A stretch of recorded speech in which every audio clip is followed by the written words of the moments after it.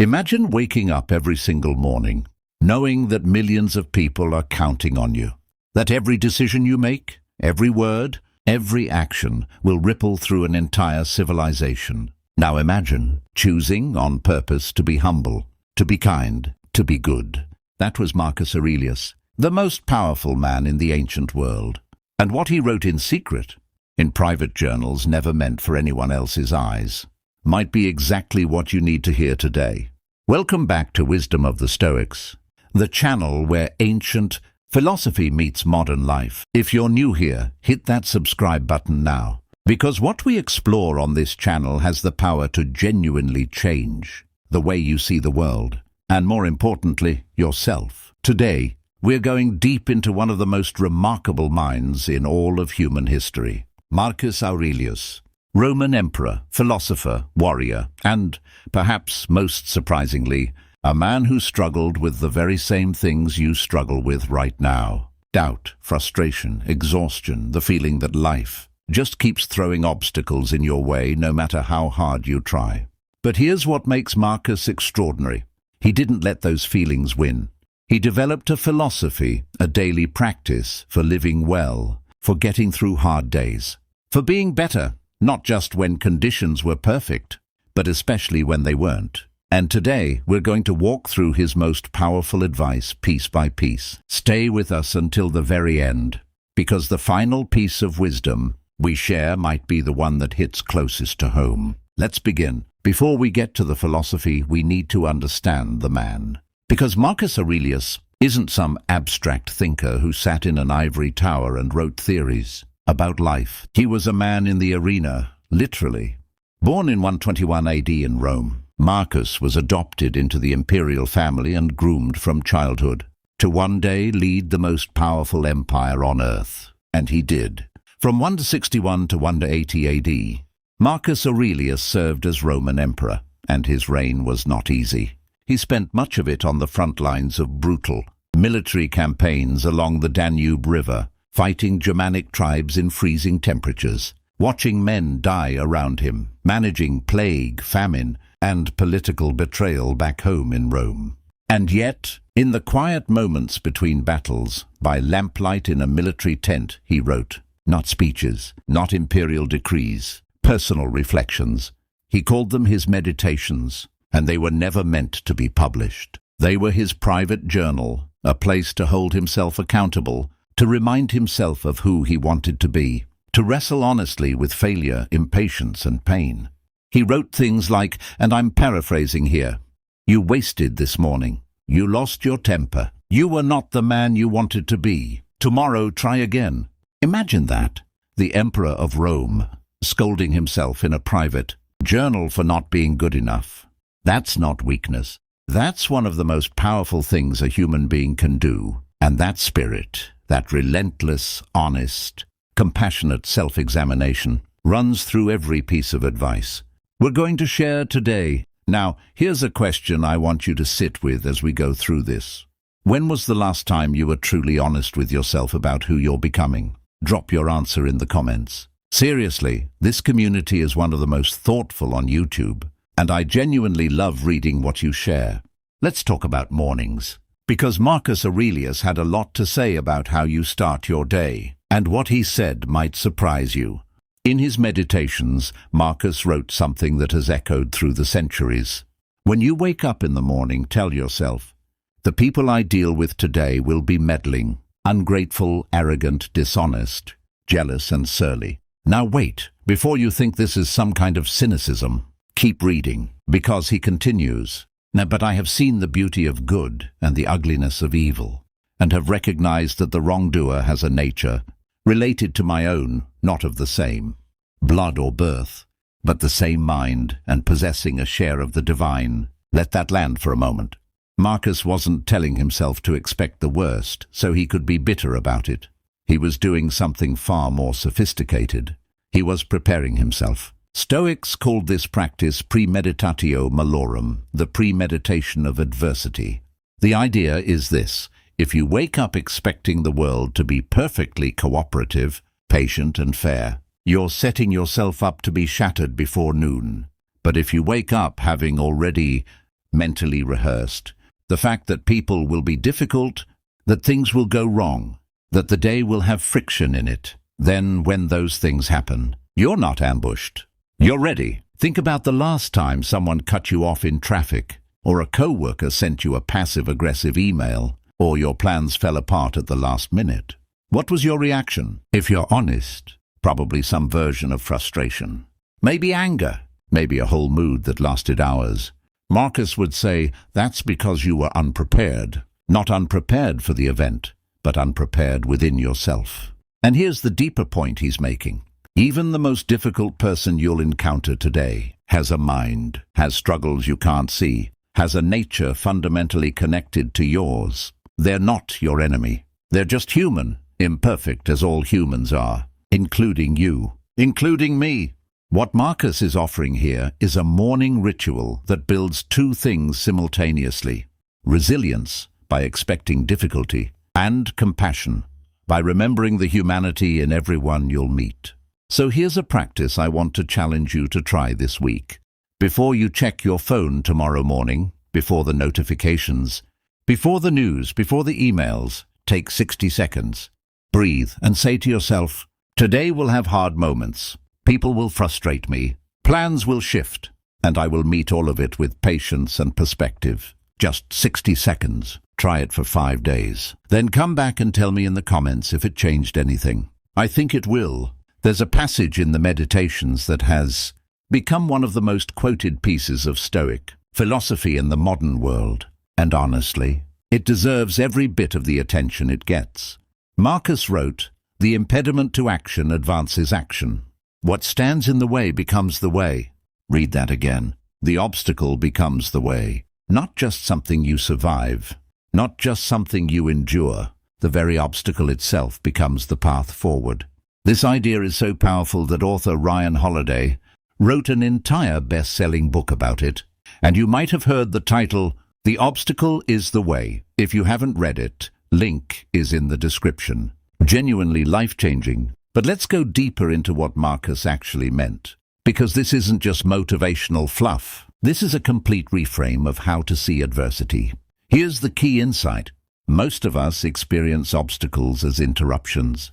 Something gets in the way of what we were trying to do, and we treat it as a pause, a problem to solve so we can get back on track. Marcus is saying something completely different. He's saying the obstacle is the track. Think about it this way.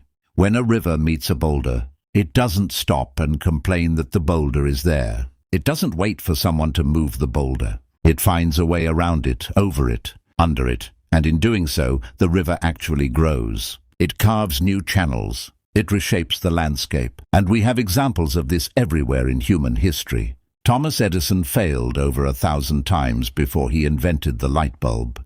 Each failure wasn't a pause in the journey. Each failure was the journey. J.K. Rowling wrote Harry Potter while clinically depressed. A single mother living on welfare. The poverty, the depression, the rejection letters from publishers. Those weren't interruptions to her success. They were the forge that made it meaningful. And on a smaller scale, think about your own life. What's the hardest thing you've been through? Chances are, when you look back on it, that hard thing taught you something no easy road could have. It revealed something about your character. It forced a growth you would never have chosen voluntarily. That's not an accident. That's the obstacle becoming the way. But here's where it gets practical, because Marcus wasn't just a philosopher, he was an operator. He didn't want pretty ideas. He wanted actionable wisdom. So the next time you hit a wall, at work, in a relationship, in your health, in your goals, before you react with frustration, ask yourself 3 questions. 1. What is this obstacle actually teaching me? 2. What strength is this requiring me to develop? 3.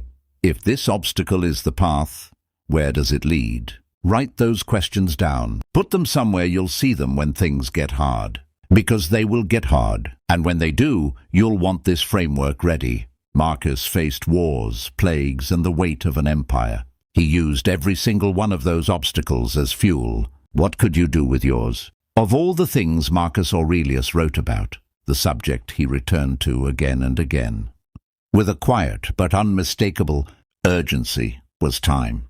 He wrote, "Confine yourself to the present." And elsewhere, how many a Fabius, Scipio, Cato have been swallowed up by time, all swept away, and after them those who buried them. He was intensely aware, perhaps because he lived surrounded by death on the battlefield. That time was the one resource that could never be recovered. And he wasn't gentle about it. He wrote, "Do not indulge in dreams of having what you have not, but count up the chief of the blessings you do possess, and then thankfully remember how eagerly you would have sought them. If they had not been yours, there it is." The quiet devastation of that sentence. Count up what you have. Remember how desperately you once wanted it. How many of us are living in a life that our past self would have been overjoyed to reach? And we're barely noticing it, because we're already looking ahead to the next thing. Marcus would recognize this immediately, and he'd have no patience for it. But, and this is important, his urgency about time was not anxious. It wasn't the frantic energy of someone running out of minutes. It was clear, clarifying. He wasn't saying panic. He was saying wake up. Because there's a difference between someone running from death in fear and someone walking through life with full awareness that it is finite, precious, and now. Here's a thought experiment Marcus might offer you. Imagine you found out today that you had exactly 1 more year to live. Comfortable, healthy, just 1 year. What would you stop doing immediately? What would you start doing? Who would you call? What would you say? What project would you finally begin? Now, here's the harder question. Why aren't you doing those things right now? Because Marcus's point isn't that you're going to die someday and that's sad. His point is that you are already living in borrowed time every single day, and the only response worthy of that gift is to be present in it, to use it, to not sleepwalk through it. He wrote, "Waste no more time arguing about what a good man should be. Be one." There's no waiting. There's no when the conditions are right. There's only now and now. We've talked about how Marcus handled the world outside him. Now let's talk about what he considered the most important battlefield of all, the one inside. Marcus Aurelius wrote, "You have power over your mind, not outside events. Realize this, and you will find strength."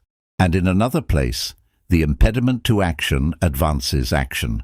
What stands in the way becomes the way."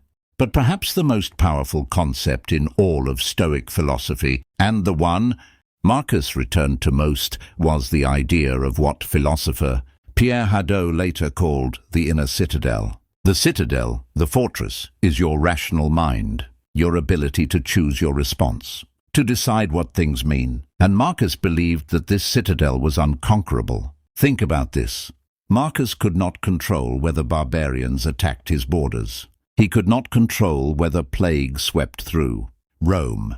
He could not control whether senators conspired against him, or whether his adoptive son Commodus would one day tear down everything he'd built. He could not control any of that, but he could control his judgment of those events, his response to them, his character in the face of them. And he practiced this daily, deliberately, with the same discipline a soldier trains his body. The Stoics had a concept called the dichotomy of control. It sounds technical, but it's beautifully simple. Some things are in your control. Most things are not. In your control. Your thoughts, your efforts, your values, your responses. Not in your control. Other people's opinions, the economy, your health outcomes, the weather, the past, the future. And here's where most human suffering lives. In the gap between those two categories. We exhaust ourselves trying to control things we fundamentally cannot control. And in doing so, we neglect the one thing we actually can, ourselves. Marcus wrote, and I want you to really hear this. The first rule is to keep an untroubled spirit.